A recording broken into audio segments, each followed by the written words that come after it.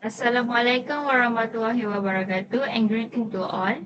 Welcome to our forum session today. The forum is titled Islamic Ethics in Life and Islamic Finance.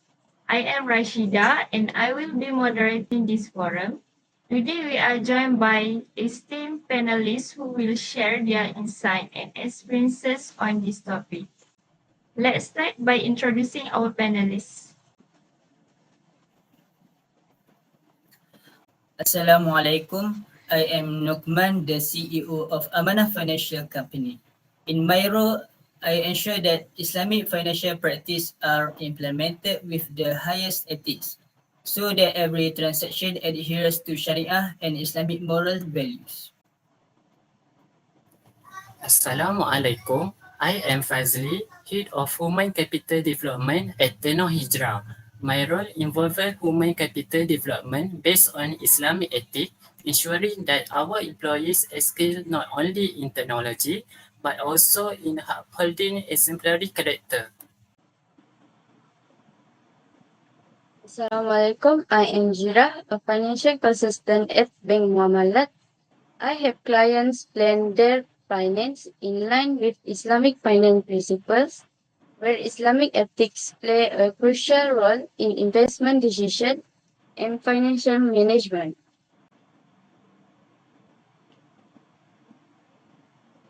Assalamualaikum, I am Kalaivani Kannan, Operations Manager at Dana Islamiyyah Berhad. In our company's daily operations, I ensure that every process meets Islamic ethical standards, particularly in matters involving trust and transparency. Thank you to the panelists who have shared their view. Now I would like to ask our new panelist, Financial Risk Manager at an Islamic financial institution, Ms. Safi. In your role, how do you see the role of Akhlak Islamiyyah in shaping a positive work culture within an Islamic financial organization? Thank you, Moderator Shira. Akhlak Islamiah is an essential foundation in building a positive work culture, especially in the Islamic finance industry at work. We are not only responsible for performing our tasks well, but also for ensuring that values such as honesty, trustworthiness, and mutual respect are upheld. For example, when managing finance, we must ensure that every decision made is transparent and in line with Sharia principles. I also believe that fostering a culture of mutual help and collaboration is important to ensure that our work is blessed. Akhlak Islamiyah help us focus not only on profits but also on achieving collective well-being within the organization and society. Thank you, Ms. Safi. Could you share an experience where the application of Akhlak Islamiah had a positive impact on financial operation at your workplace? Certainly, for example, in a recent investment project, we encountered in a situation where there was an opportunity for quick profits, but there was a high element of gharar involved. Guided by Akhlak Islamiyah, we decide not to proceed with the investment even though it appeared profitable on the surface. These decisions was well received by all parties involved. As we adhere to the principles of trustworthiness and honesty, ultimately this demonstrates that when we adhere to Islamic value, we not only protect ourselves from risk but also ensure that income earned is halal and blessed.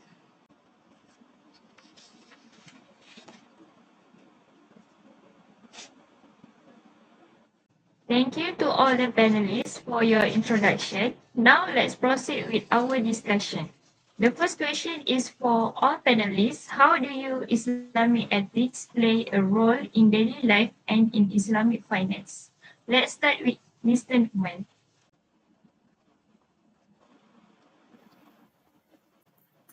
Thank you to the moderator for the question. So, Islamic ethics in daily life is the foundation of all our action as Muslim. It encompasses not just manners and etiquette, but also deeper values like trust, sincerity, and fairness. As a CEO in the Islamic finance industry, I believe every financial decision must be based on these Islamic principles. For instance, when making investment decisions, we must ensure that the investment does not involve any haram elements such as usury or fraud. And I also emphasize the importance of honesty in all dealings, whether with partners, customers, or internal company stakeholders. In risk management, for example, we must consider the long-term impact on society, not just short-term profit. So this is the true meaning of ethics in Islamic finance, where the common good is prioritized over personal gain. Thank you. Thank you, Mr. Nuqman. Next, Mr. Fadzely. Could you share how you practice Islamic ethics in human capital management at your company? Thank you, Shida. In human capital development, Islamic ethics are more than just a guide to behavior. They form the foundation of character building within an organization. At Tenor Hijrah, I often emphasize to employees that material success is not everything.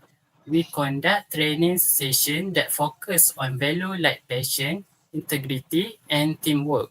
For example, we have a mentor-mentee program where experienced employees guide new ones, not just in technical skill, but also in understanding and practicing Islamic values.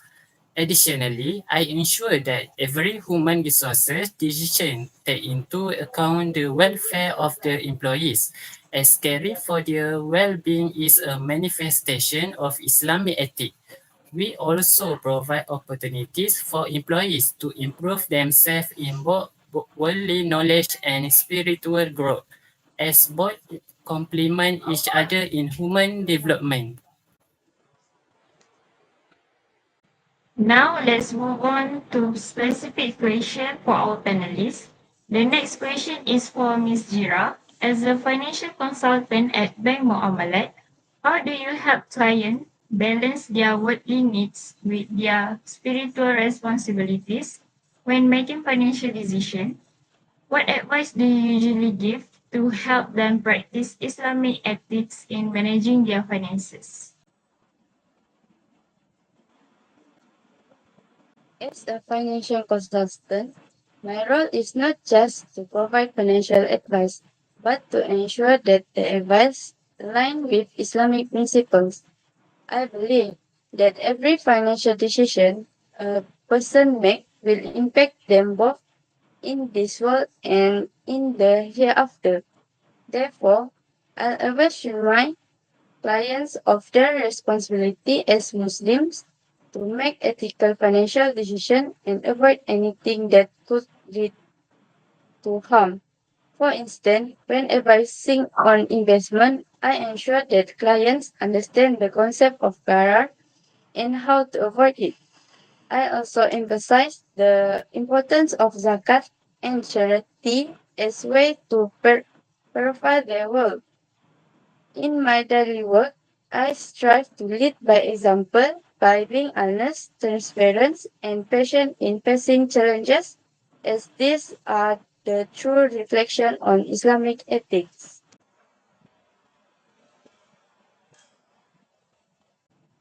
Thank you, Ms. Jira. Lastly, a question from Ms. Kalai. In managing operation at Dana Islamiyyah Berhad, how do you ensure that every process aligns with Islamic ethics? Could you share some practical example of how your company emphasizes Islamic values in daily operation?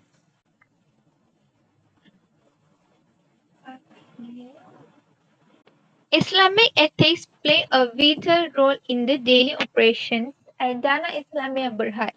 When managing the funds entrusted to us by investors, trust and integrity are everything.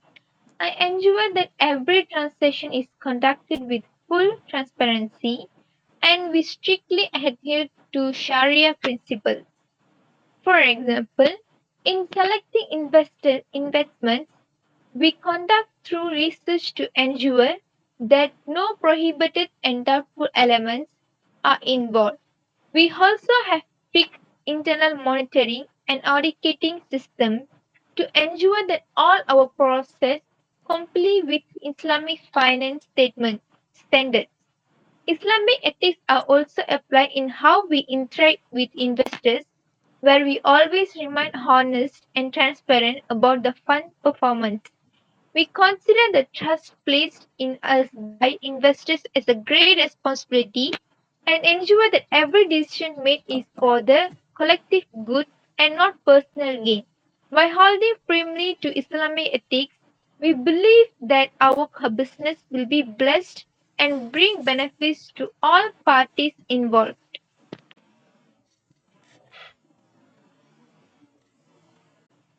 Thank you to all panelists for the comprehensive and thoughtful responses. We will now open the floor for questions from the audience.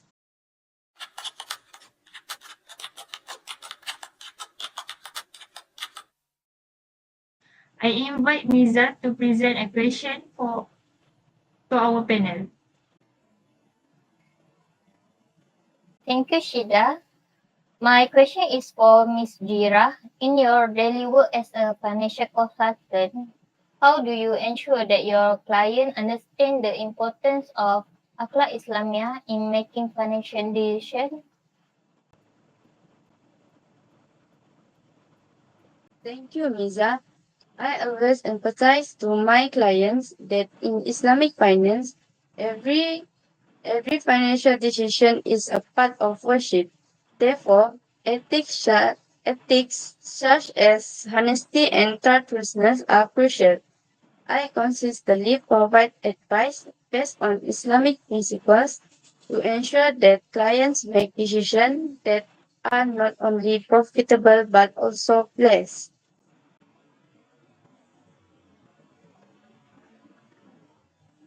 All right, let's proceed with the second question from Syafika. Assalamualaikum. My question is for Ms. Kalai.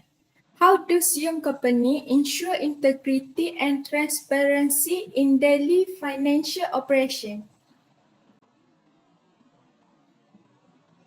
Walaikum salam. Thank you, Shafika. We ensure that every financial process is strictly regulated according to Sharia principles. We also conduct regular internal audits to ensure that every transaction is carried out transparently and does not violate Islamic ethics. Additionally, we educate employees about the importance of trust in every responsibility they hold. Thank you, Ms. Kalai. Now let's invite Luqman to ask his question to the panel.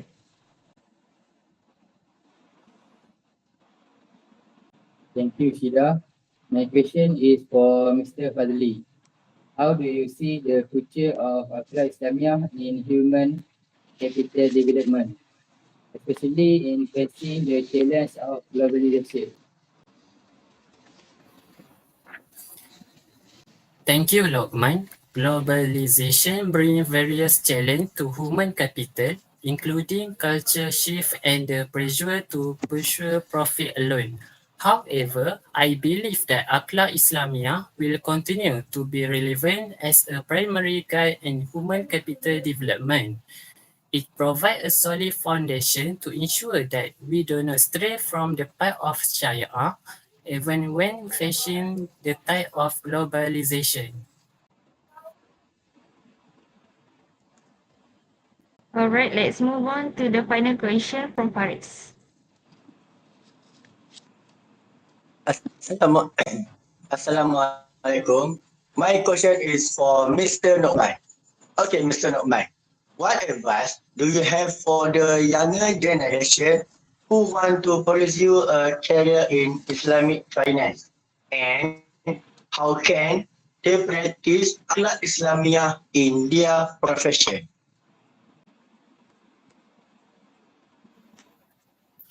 Waalaikumsalam, Faris.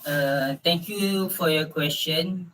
So my advice to the younger generation is to always prioritize Islamic values in every aspect of life, including in their careers. And in Islamic finance, it's important to always be honest, trustworthy, and fair. Don't be swayed by unethical practice just for the sake of quick profits. Remember that every blessed sustenance comes from good deeds. Thank you.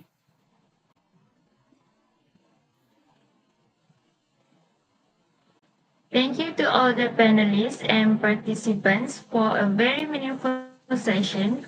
Before we conclude, I would like to thank everyone involved in making this forum a success. May we all practice Akhlak Islamiah in our life and finances. Assalamualaikum warahmatullahi wabarakatuh.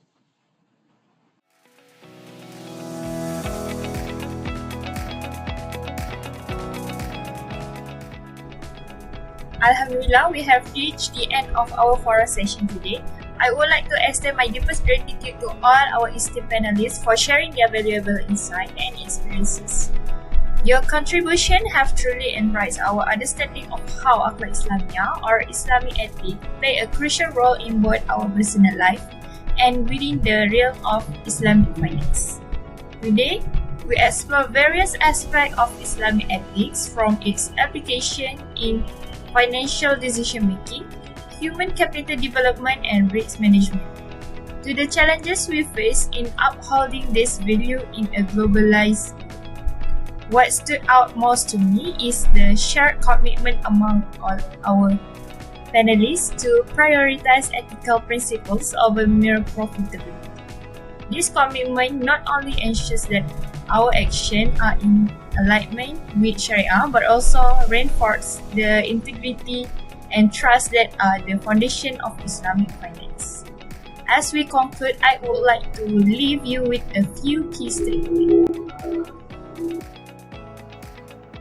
Okay, ethics as foundation is Islamic, and ethics should be the cornerstone of all our education, whether in finance, business, or personal life. When we adhere to these principles, we not only achieve success in this work, but also ensure that our actions are blessed in the hereafter. Islamic ethics emphasize a strong foundation of moral and ethical principles that guide various aspects of life, including finance, business, and personal conduct. Adhering to these principles is seen as a way to achieve success and fulfillment both in this world and the hereafter. Furthermore, in finance and business, Islamic ethics advocate for fairness, transparency, and justice. This means avoiding practices like fraud, exploitation, and interest riba, and instead promoting honest dealings, mutual benefit, and social responsibility. Personal life is guided by principles of compassion, integrity, and respect for others. Point number 2 is holistic approach. The integration of Akhlak Islamiyyah requires a holistic approach where we consider the impact of our action on all stakeholders, including the community and environment, and not just on immediate financial gains. The truth is continuous learning and application. To truly embody Islamic ethics, we must continuously seek knowledge and apply it in our daily life. This includes staying informed about the evolving challenges in the financial world and finding ways to address them through an ethical lens. 4 is leadership and example. Each of us has a role to play in promoting and practicing Islamic ethics, whether as leader, employer, or community members.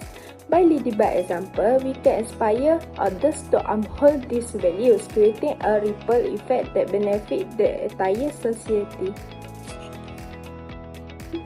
As we move forward, let us commit to integrating these principles into our daily practices and encouraging others to do the same. By doing so, we can contribute to a financial system that is not only just and equitable but also aligned with the higher objective of Sharia. Once again, thank you to our panelists for their insightful contribution, to the audience for your engaged question, and to everyone who worked behind the scene to make this forum a success. May Allah Subhanahu wa Ta'ala bless our effort and guide us in our endeavors to uphold the principles of Akhlak Islamiyyah in all that we do. With that, I officially conclude today's forum. Assalamualaikum warahmatullahi wabarakatuh.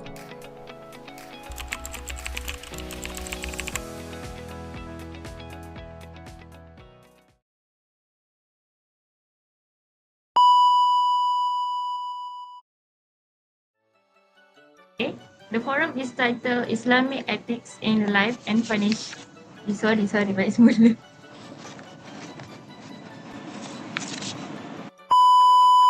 Welcome to our forum session today. The forum is titled Islamic Ethics in Life and Financial. Islamic Finance. Apa benda? Sorry dah.